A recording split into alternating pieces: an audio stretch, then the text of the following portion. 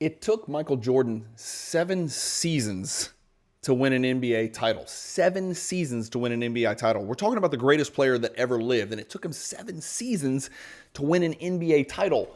What if the Chicago Bulls had drafted perfectly or near perfectly or just not horrifically? What if in the 5 seasons following the 1984 draft when Michael Jordan was taken, what if in those next 5 years the Chicago Bulls had pulled all of the right levers instead of only pulling one lever with that Olden Polynice for Scottie Pippen trade, right? We talk about Jordan and he had the perfect teammate, Scottie Pippen. Well, what if I told you if the Bulls had done their homework and drafted perfectly, Pippen might not have been Michael Jordan's best teammate. Pippen might have been an afterthought. That's what this video is about. We're going to put together the perfect team around Michael Jordan if the Chicago Bulls had drafted accordingly. Enjoy the video.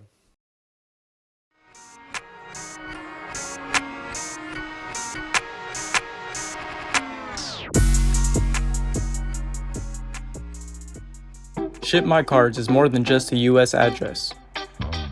From vault storage to grading to escrow services, we are your complete collector solution. And with every white glove delivery, every card is handled with care. Ship My Cards. Every service, one trusted partner. All right, guys, Brian with Cajun Cardboard coming at you from the great state of Louisiana. This could be a viral video. This could get millions of views, but I never put in the time to flower it up and do screen share and all that stuff. So it's just going to be me talking to you, telling you what the Bulls did, what they could have done, who was available when they chose the players they chose. And all we're going to look at is the 5 years following the Michael Jordan draft. Actually, we're going to look at the 85 draft, 86 draft, 87 draft, and then 88 and 89 draft. And that's it, right? So we want to know who the Bulls took, but who could they have taken? Who went in those drafts behind the picks that the Bulls selected? And how can we put together the ultimate basketball team around Michael Jordan? It's often said that he had the perfect teammate, Scottie Pippen. Well, I'm not so sure. There's a couple of other guys that would have been very, very good teammates. And by the way, how hard is it to be a perfect teammate for Michael Jordan when he's the best offensive player in the world and the best defensive player in the world? We're going to look at some of the stuff the Bulls could have done today. I'm not going to screen share. I'm not going to get into too much stats, and I've got it kind of written down, so I'm looking over to my left. I don't want you to think I'm being insensitive and not focusing on the camera, but I've got to read over here what I wrote, and you guys know me. I'm trying to read without reading glasses, and I'm old as hell, but here we go. All right, so again, just in recap, MJ won his first ring in 1991. We know he won a three-peat, then he did the baseball thing, and then he came back for a few games, and then he did another three-peat with a whole different, sort of core around him. Well, relatively different core around him with Kukoc and, instead of Horace Grant, you're looking at Rodman. And we've seen The Last Dance, right? You don't need to go through that. So it took him 7 seasons. Why did it take him 7 seasons? It also took LeBron a bazillion seasons. Why did it take him a bazillion seasons? We're about to find out. You guys know. Okay, the one thing that I don't want to bury the lead here, I want to make sure The Last Dance didn't talk exactly about this, and a lot of people don't ever kind of bring this up. But Michael Jordan played his rookie season, killed it, crushed it, clearly the best rookie of the year, all of that, all-star, all the things that go with it. The next year, we know, you guys remember, he broke his foot. He missed 64 games in his second season. And then listen to what he did after he came back from missing those 64 games. People, he played 409 out of the next 410 possible games over the next 5 regular seasons. MJ, in those next 5 seasons, went 82, 82, 81, 82, 82. He missed 1 regular season game. He missed 0 playoff games. 3 games in 85. 3 games, then 10 games, then 17 games, then 16 games, then 17 games. So he went 63 out of 63 in playoff games in the 5 years after he broke his foot. So he played a complete 472 out of 473 basketball games, regular season and playoffs included, in the 5 seasons after coming back from that broken foot. That is something that does not get mentioned very often. You guys hear we talk about the longevity and the durability of Stockton and Malone and even the great AC Green, the Virgin, but we rarely talk about just how freaking durable Michael Jordan was. He was incredibly durable, and that's being the best player on both ends of the court for the vast majority of his career. All right, let's start with the premise of this video is what could have happened. It took MJ 7 years. What if the Bulls had just hit a home run, a grand slam home run, completely hit it out of the park from the very jump? Well, let's start in 1985, the year after Michael Jordan was drafted. In 1985, the Bulls took, drum roll please, Keith Lee out of Memphis, who was sort of Sam Perkins 2.0, or he was supposed to be. Keith Lee was a big, long dude, kind of a tweener, probably 6'10", 6'11", about 115 pounds soaking wet. They took Keith Lee out of Memphis. He was an All-American. He was a stud. I remember watching him as a kid. As an 11-year-old, I remember watching Memphis State. Back then, they were called Memphis State. Now they're called Memphis. Watching Keith Lee play.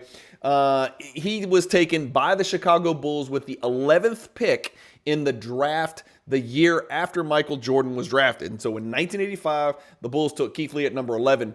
2 picks after the Bulls, the Utah Jazz took a player you may have heard of, Karl Malone.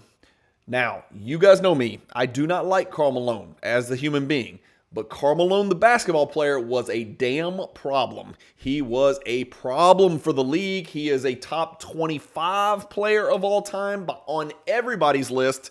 You can argue top 20. You can do whatever. When it comes to durability, there was none more durable. Him and Stockton were on another level with that stuff for their entire career. He was as consistent gets. Rebound the ball, shoot the piss out of it from a field goal percentage perspective. Not a great free throw shooter, an incredibly consistent scorer, and just a prototypical power forward of the 90s, or late 80s and 90s. So he was taken 2 picks after Keith Lee by the Utah Jazz at number 13 in 1985. So out with Keith Lee, in with Karl Malone. But let's say they missed on Karl Malone. Let's just say, we missed on Karl Malone. We didn't want to take a power forward. We thought, Orlando Woolridge was going to be around forever.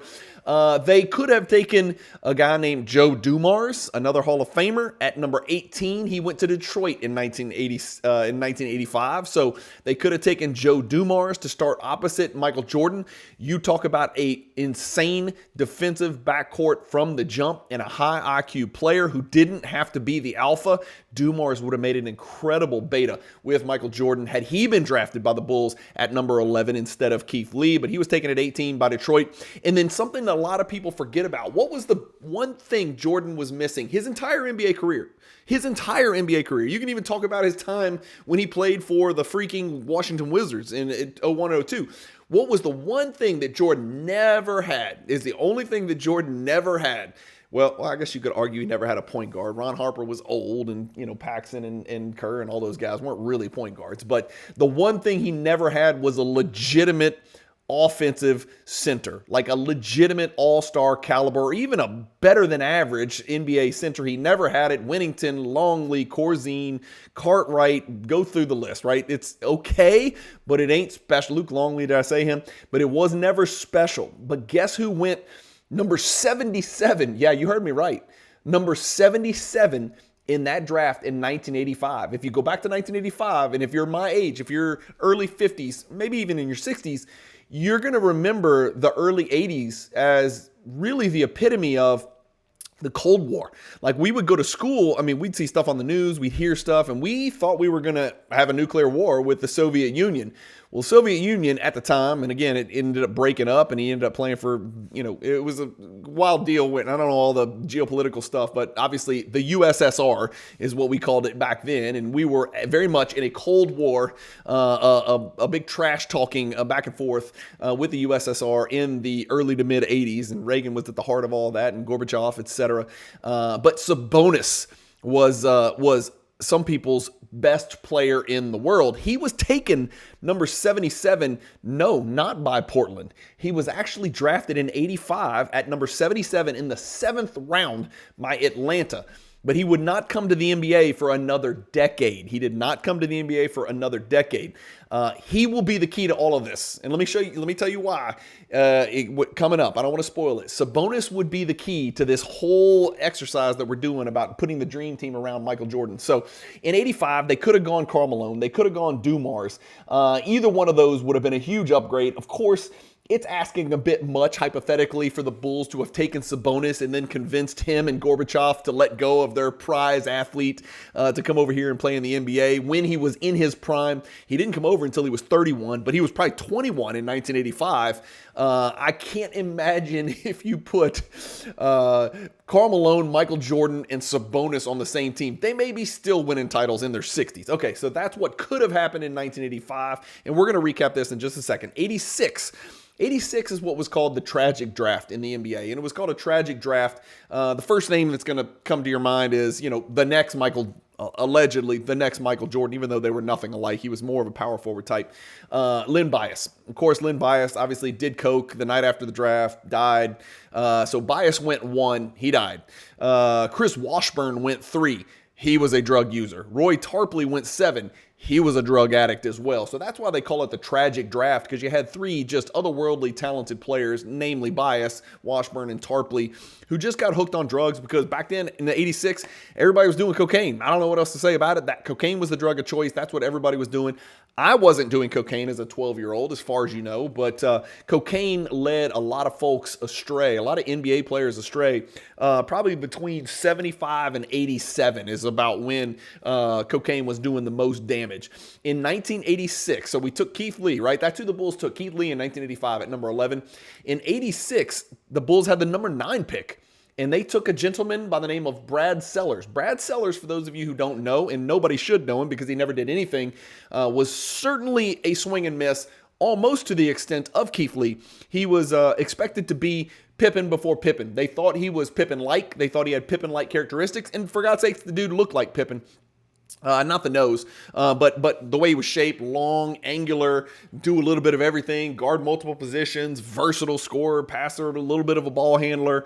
Brad Sellers ended up being absolute trash, looked the part, but could not play it. He's what they called an airport player, right? That's what we used to call folks in the grassroots game because they look great getting off the airplane, but they can't play a lick. Brad Sellers was a huge swing and miss in the 86 draft at number 9. And so who went after Brad Sellers? Who went after what should have been, the first Scottie Pippen? Well, the Dallas Mavericks, believe it or not, took a gentleman named Mark Price at number 25. He was 15-7, a 4-time All-Star and 4-time All-NBA. So there's your point guard, right? So there is your true point guard. And if you guys don't know who Mark Price is or was, he would be a fantasy basketball god today. He was an incredible, historically incredible free throw shooter. He was a legit 50-40-90. He was a little white guy who looked like he could do your taxes or give you financial advice, but he was an absolute monster point guard. Tiny, couldn't jump, just incredible ball handler, super shifty. He kind of reminded me of a Trae Young, almost like a white Trae Young. So that's kind of what Mark Price sort of played like. Not quite assisting to the same extent, but he was 15-7, and he was obviously the lead point guard on those, the Cleveland Cavaliers team that Jordan had to get through when he made the shot over Elo. And Mark Price was the best player on that team, I think, by anybody's accounting. Brad Daugherty was good. Mark Price was good. Elo was good. Nance was good on that team. But Mark Price was the point guard for those teams. So Mark Price went 16 picks after Brad Sellers went, which is really strange because the Bulls needed a point guard and they didn't, and again, Mark Price doesn't exactly look the part. So we're going to forgive the Bulls there, but add him to the list of what could have been had the Bulls completed a perfect draft. Dennis Rodman, you may have heard of him, right, was drafted in the 2nd round at number 27 overall. In the 3rd round, the Bulls could have selected Drazen Petrovic at number 60. Now you talk about European wonderkins. He is on a short list. Well, it's really a long list of players that we wish we could have seen play their entire career. I've already named a couple. Lynn Bias, Tarpley obviously was uber talented. Drazen Petrovic we got to see, and so we know what he could have been capable of because he was an absolute cutthroat scoring machine in the NBA. And honestly, he's one of the greatest shooters of all time in the short window that we got to see him. Petrovic was around at number 60. Portland took Petrovic, and of course he tragically passed away shortly thereafter. Sabonis was taken again at number 24. I don't know enough about the draft, and I probably could have researched this. You guys go chat GPT it.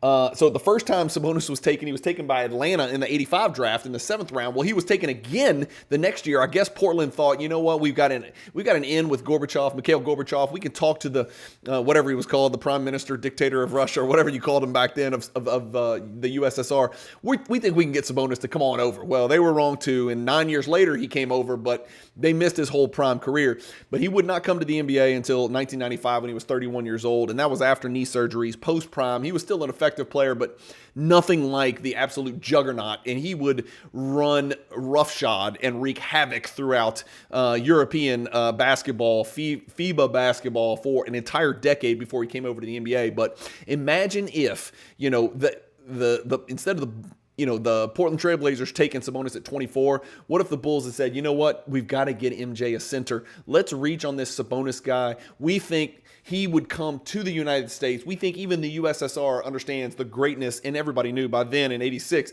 that Michael Jordan was going to be the greatest player of all time. Certainly, he looked like the most talented player of all time. We think we could have talked Sabonis into coming over. What if the Bulls would have kind of taken that reach and said, you know what, we'll take Sabonis at number 9 instead of Brad Sellers, considering he's 7'3", 310 with a 35-inch vertical, and he's averaging about 50 points a game over in Europe. We think maybe he could help Michael Jordan. Imagine if you now paired him with Joe Dumars and Karl Malone, Mark Price at the 1, and now you got Sabonis at the 5. But it never happened. Sabonis was not the answer. So MJ continues to look for a center. Would Sabonis have come? That's a great question for you guys to answer in the comments. What about in 86?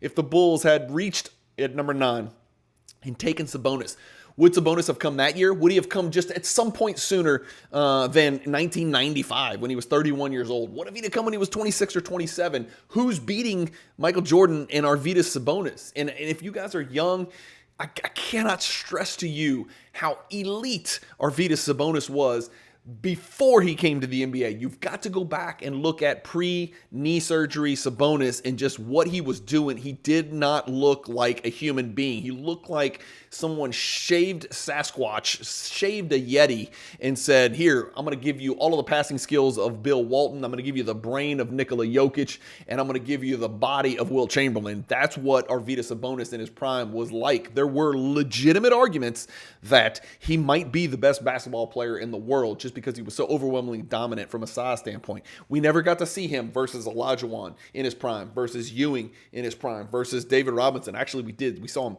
freaking urinate on David Robinson in his prime in an international game. He demolished David Robinson, and it's pretty embarrassing what he did to David Robinson. So we never just got to see him match up against the Dohertys and the Smiths and the Olajuwons and the Ewings and the David Robinsons and the Shaquille O'Neals, for God's sakes. What could have been if you added one more all-time historically great center to probably the greatest center era in NBA history. Anyway, I digress.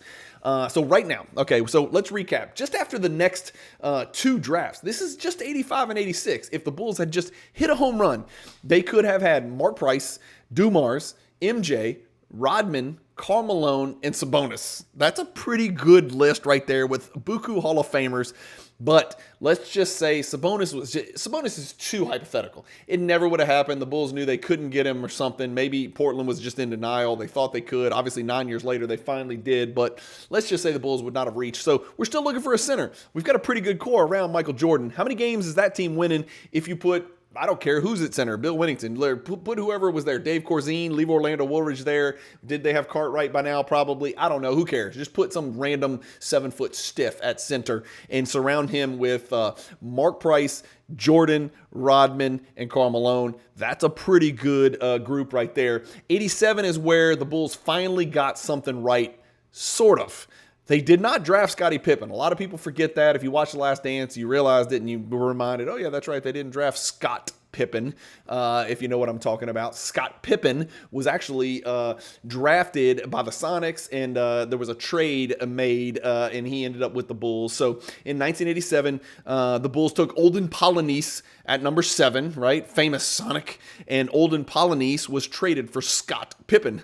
The Bulls also took Horace Grant at number 9. So the Bulls had 7 and 9, and they ended up with Pippen and Horace Grant. Now, that's not bad. I'm not giving them an F. I give them an F on Keith Lee in 85. I give them an F on Brad Sellers in 86.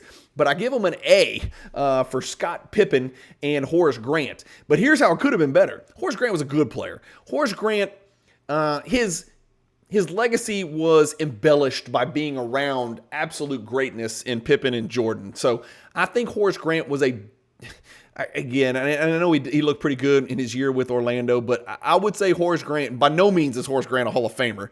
I don't think Horace Grant made an all-star team. I can probably look that up. Let me look that up. I don't think he did, but he might have snuck one in there as an Orlando Magic player. Did he? He made one all-star. He was a good defensive player. He's most famous for just being the third fiddle on the Bulls, right? And so Horace Grant was the choice at number 9. But do you know who went after Horace Grant at number 9? Kevin Johnson was taken in between Olden Polynice / Scott Pippen and Horace Grant. So we're going to assume you couldn't get KJ.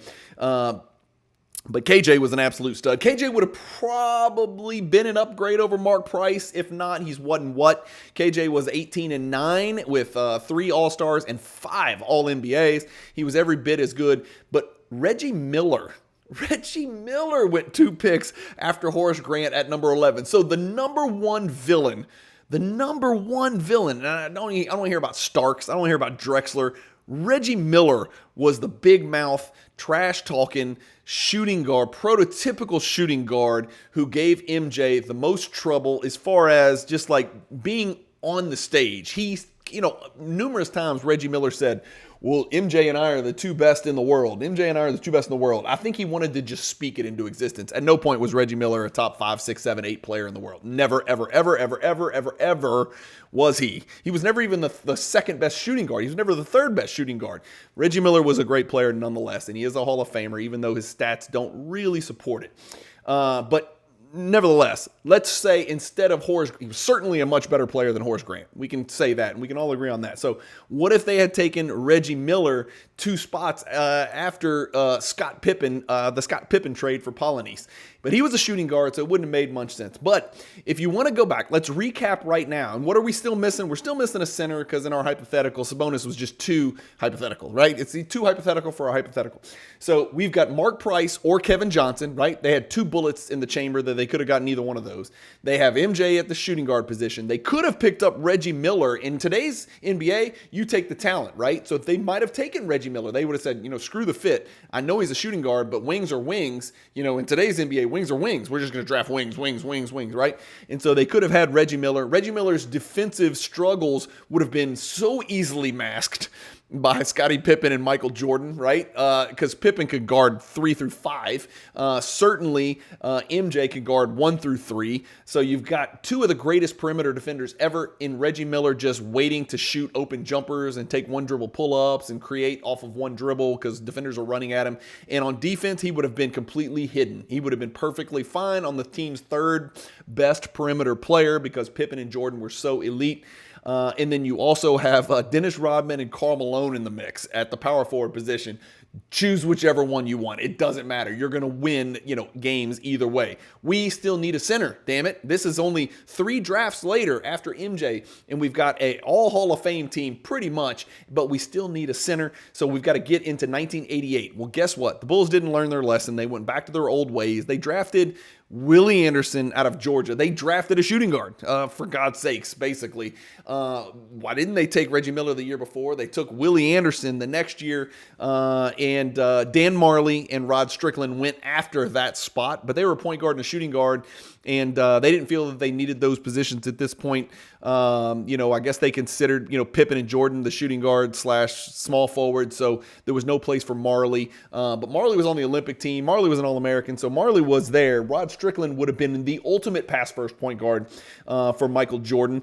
So ultimately, you had three options at point guard. They missed on KJ, they missed on Mark Price, they missed on Rod Strickland. All of those would have been incredible because both Marley and Strickland were taken, most notably Strickland was taken after Willie Anderson at number 11 in the 1988 draft.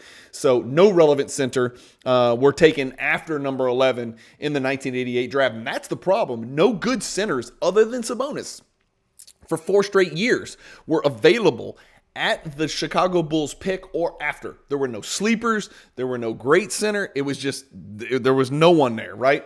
And so somebody in the comments, maybe I didn't go super deep in the draft, but I don't think there were any centers in 85, 86, 87, or 88. In those 4 drafts after Jordan, I don't think there was an elite center or a real center upgrade for the Bulls to draft at or after their pick. Double check me on that. But I think that's why here we are with the Hall of Fame 1 through 4, and we're still looking for a center. And I know you're saying, in today's era, Karl Malone plays center. We can play small ball with Karl Malone. But it was in 1989 that the Bulls found themselves in a position where they could have actually taken a center. And I don't think it would have been, Hall of Fame level center, but they could have taken a center that would have fit perfect. They had 2 options here in 1989. So in the 1989 draft, the Bulls drafted 6th. Somehow, I don't freaking know how the draft worked back then, but how in the world are the Chicago Bulls drafting 6th?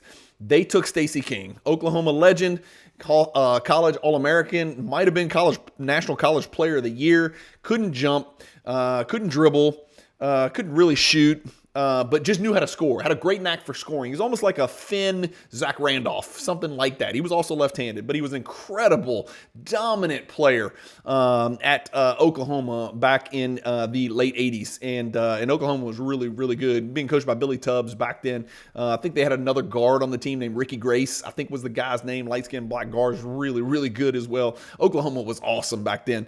Anyway, they took Stacey King at number 6, knowing they needed a center. Stacey King's about 6'10", 250, but he didn't really play like a center. He's kind of soft, kind of pudding pants.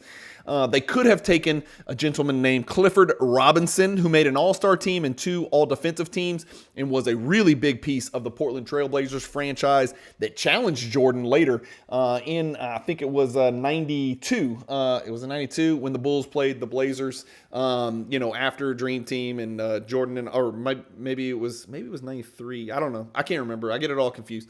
But Clifford Robinson was a big part of that Blazers team that kind of pushed the Bulls a little bit, and of course the shrug game pretty much ended that.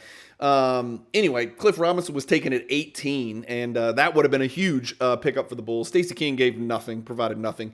And we could have seen small ball, because Cliff Robinson was about 6'10", but a very athletic, mobile 6'10". So we could have seen small ball ushered in 3 decades earlier if we would have put Clifford Robinson at our 5 with the Chicago Bulls, with Karl Malone at the 4, and then Jordan and Pippen, and then pick a point guard, right? Strickland, Mark Price, or KJ. That would have been incredible to see for sure. Or Dumars could have played point as well, but they passed on Clifford Robinson and decided to take Stacey King.